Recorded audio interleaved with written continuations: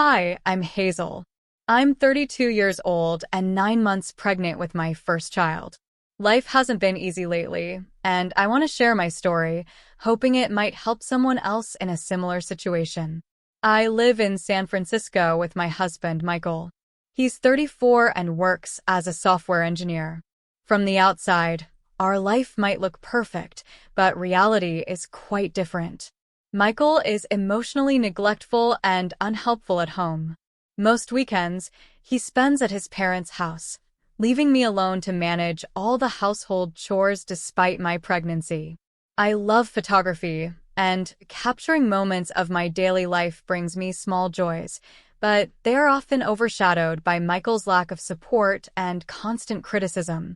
One evening, Michael came home and demanded that I go to the convenience store to buy beer.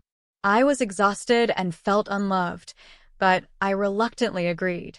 Walking to the store, I couldn't help but feel the weight of his insensitivity. Why couldn't he go himself? I thought, but questioning him would only lead to another argument. When I returned home with the beer, Michael barely acknowledged my effort. Instead, he continued to criticize me, finding faults in everything I did. His words cut deep, but I held back my tears. Over the past few months, our relationship had strained further, and his behavior had become more dismissive and hurtful. The next morning, Michael acted as if nothing had happened. He was cheerful and indifferent to the previous night's events. I decided to make amends by preparing a special dinner, hoping it would bridge the growing gap between us. I spent the whole day cooking his favorite meal, but when he returned home drunk, my efforts were in vain. He hurled insults at me, questioning my worth and my ability to be a good wife and mother. I felt increasingly isolated and unsupported. As my due date approached, Michael insisted on taking a family trip with his parents. I was worried about traveling so close to my delivery, but he dismissed my concerns. "Just because you're pregnant doesn't mean you're sick," he snapped. His parents, who were often critical of me, backed him up. They lived nearby and were very involved in Michael's life, often putting their opinions above mine. On the day of the trip, my worst fears came true. As we were getting ready to leave, my water broke. I was in a panic and told Michael we needed to go to the hospital immediately. Instead of helping, he forced me out of the car, angry that I might mess it up. I was shocked and felt utterly abandoned. I couldn't believe he could be so heartless. Thankfully, our neighbor Nina saw me in distress. Nina is a wonderful woman, married to the CFO of the company where Michael works. She rushed to my side and called an ambulance. Her timely intervention ensured I got to the hospital safely. Nina stayed with me, offering comfort and support while I delivered my baby. Her presence was a lifeline during one of the most vulnerable moments of my life. In the hospital, as I cradled my newborn, I couldn't stop thinking about Michael's continued neglect and his family's constant criticism. It was clear I couldn't continue living like this. Nina, who had become a dear friend, supported me through this tough time. She even informed her husband about the situation, which would later prove to be crucial. During my stay in the hospital, a video of Michael forcing me out of the car went viral, spreading like wildfire.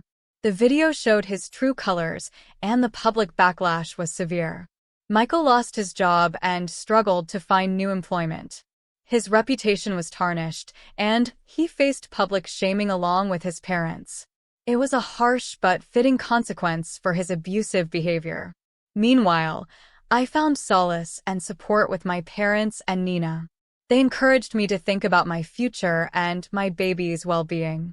I began contemplating divorce, realizing it was the only way to secure a better life for us. The overwhelming evidence and social pressure made the divorce proceedings straightforward, with Michael and his family reluctantly agreeing to the terms. After my baby was born, my life began to change drastically. I realized I needed to make decisions that were best for both me and my child. Michael's behavior had reached a point where I could no longer ignore it, and I needed to think about our future. Nina continued to be a pillar of support during this difficult time. She often visited me at the hospital, bringing meals and words of encouragement. Her husband, Mark, who is the CFO of the company where Michael used to work, was equally supportive. It was comforting to know that they both understood the gravity of the situation. Once I was discharged from the hospital, I moved in with my parents. They were elderly but very supportive and welcomed us with open arms. Their home, also in San Francisco, became a safe haven for me and my newborn. I was overwhelmed with gratitude for their love and care. As I settled into my parents' home, I started to reflect on the events that had led me here. The viral video of Michael forcing me out of the car had garnered a lot of attention, and people were talking about it everywhere. The public backlash against Michael was severe. He lost his job, struggled to find new employment, and faced public shaming. It was a small comfort to know that others saw the truth of his behavior, but it didn't make the pain of his betrayal any less. Despite the chaos, I found solace in my new routine. My parents were wonderful, helping with the baby and offering emotional support. I also began to bond more deeply with Nina. She visited often, and our conversations became a source of strength for me. She shared stories of her life, offering advice and understanding.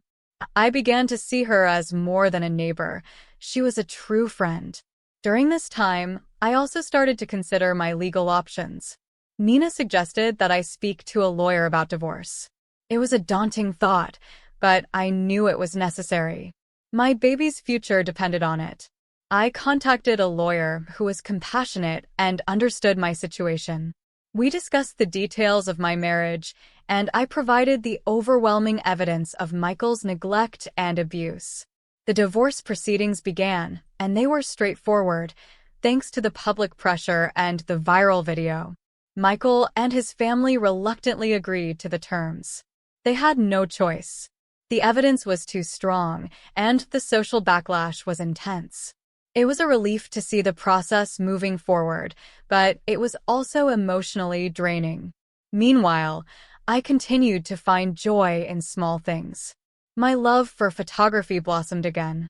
I started taking pictures of my baby, capturing every precious moment. These photos were a reminder of the new life I was building, a life filled with love and hope. One day, as I was walking through the neighborhood with Nina, she introduced me to her son, Jake. He was around my age, and we quickly became friends. Jake was kind and understanding, qualities that I had missed so much in my relationship with Michael. Our conversations were easy, and he often helped me with the baby, offering to babysit so I could have some time to myself. It was unexpected, but our friendship started to grow into something more. Jake and I spent more time together, and he became a significant part of my support system. He made me laugh and reminded me that there were good people in the world. My parents also adored him, and they were happy to see me smile again. It was a slow process, but I was beginning to heal. Throughout this period, Nina and Mark were incredibly supportive. They helped me navigate the complexities of single motherhood and the emotional aftermath of my divorce. Mark, understanding the pressures of work and family, often gave practical advice, while Nina provided a listening ear and a warm heart. Despite the difficulties, I felt a growing sense of empowerment. I was taking control of my life and making decisions that were best for me and my baby. The pain of Michael's neglect and abuse was still there, but it was no longer defining me. I was stronger than I had ever realized. As I continued to navigate life as a new mother and deal with the aftermath of my failed marriage, I found strength in the support around me. My parents, Nina, and Jake were constants in my life, and their presence helped me through the toughest days. The divorce proceedings were moving forward, but it wasn't without its emotional toll. Michael's family was in denial about his behavior and tried to paint me as the villain. They couldn't accept that Michael had lost his job and his reputation due to his own actions. Despite this, I knew I had to stay strong for my baby. One morning, I received a call from my lawyer. She informed me that Michael wanted to meet and discuss the divorce settlement. I was hesitant, but agreed to the meeting under the condition that it would be supervised by our lawyers. The thought of facing Michael again filled me with anxiety, but I knew it was a necessary step. The meeting was tense. Michael looked disheveled and bitter, a shadow of the man I once knew. He blamed me for everything that had gone wrong in his life. "If you hadn't made such a big deal out of everything, none of this would have happened," he snapped.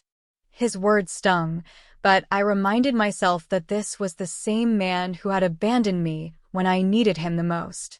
Our lawyers mediated the discussion, ensuring it remained civil. Michael reluctantly agreed to the terms, including child support and visitation rights. The sense of relief I felt was immense. This meeting marked the beginning of the end of a painful chapter in my life. Back at home, my parents were eager to hear about the meeting. I shared the details with them and felt a weight lift off my shoulders.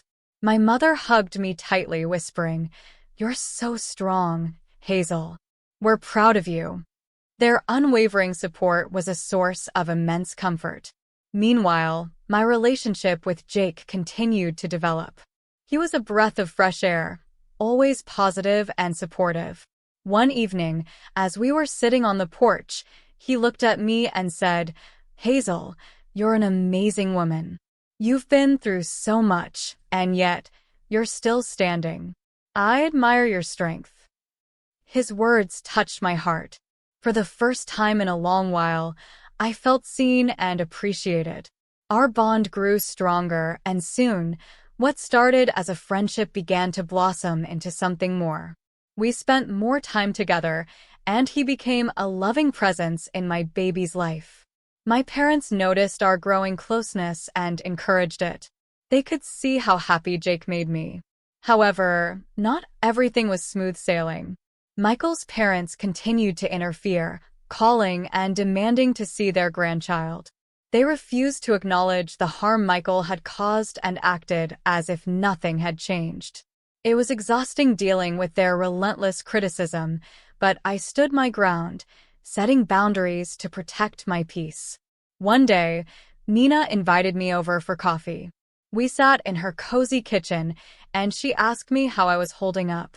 I shared my struggles with Michael's parents and the challenges of single motherhood.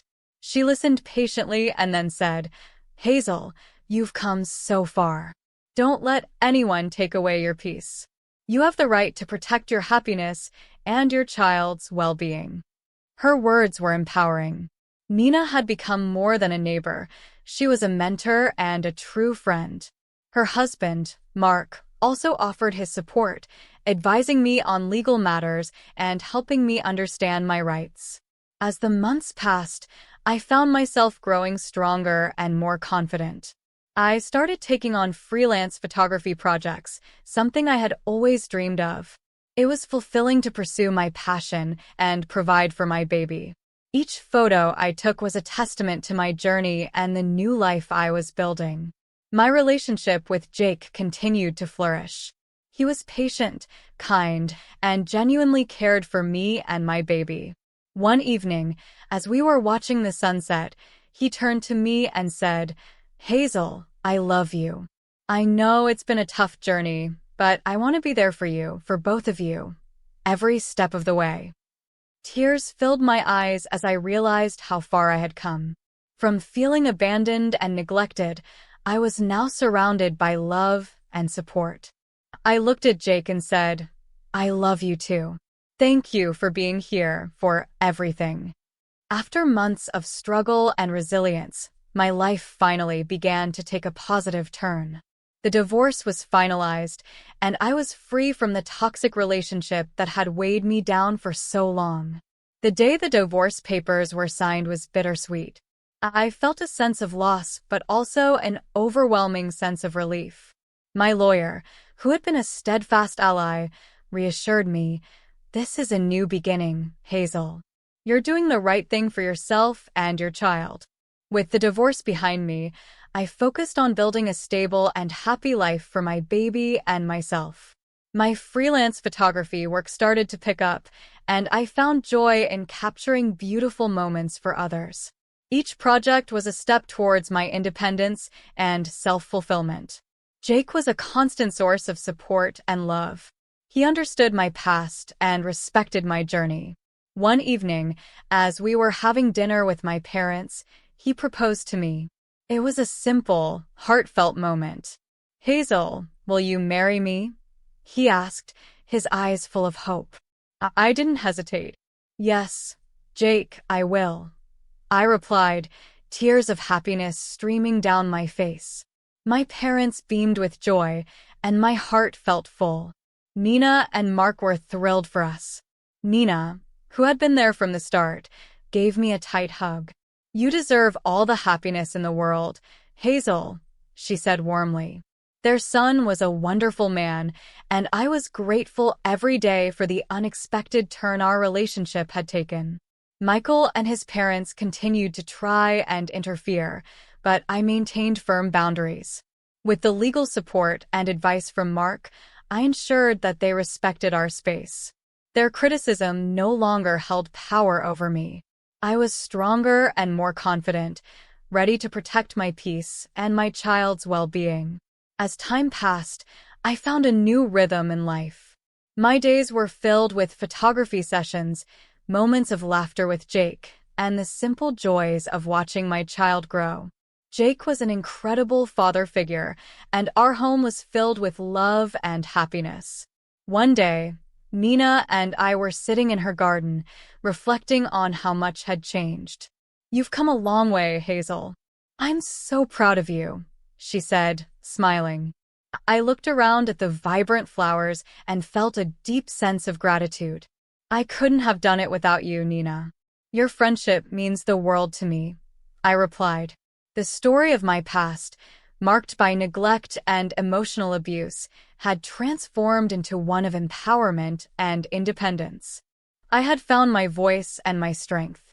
My life was now filled with supportive people who loved me for who I was. In closing, I want to say to anyone listening, no matter how dark and difficult your situation may seem, there is always hope. Surround yourself with people who support and uplift you. Take one step at a time and never lose sight of your worth. Empowerment and happiness are within your reach. Thank you for following my journey.